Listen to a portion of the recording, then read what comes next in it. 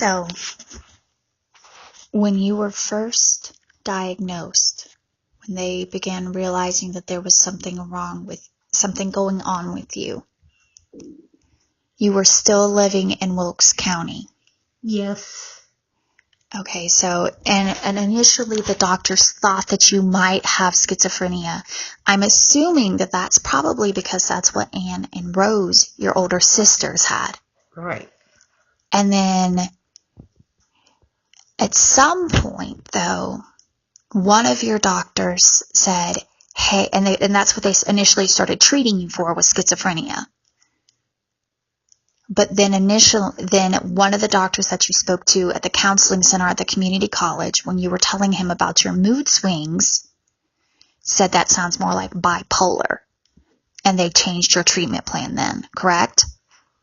Counselor in Wilkesboro. And then they decided that you were going to go, and then eventually you left Wilkes County and started going to school at NC State in Raleigh. Yeah.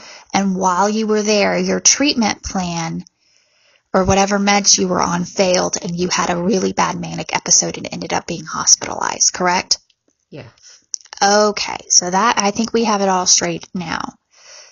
You started showing symptoms when you were still living at home.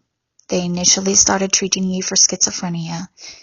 Then they realized that's not what you had, and they started you on bipolar treatment. However, as you have found through hard experience, an initial treatment plan doesn't always work. So when you left home and went to NC State, you had a manic episode and ended up hospitalized. First at Dorothea Dix, and then later at Broughton, correct? Yes. But why Dorothea Dix? I thought Dorothea Dix was a treatment center for folks with alcoholism. It was that, but it also had psychiatric units. And I actually was a volunteer with their psychiatric unit.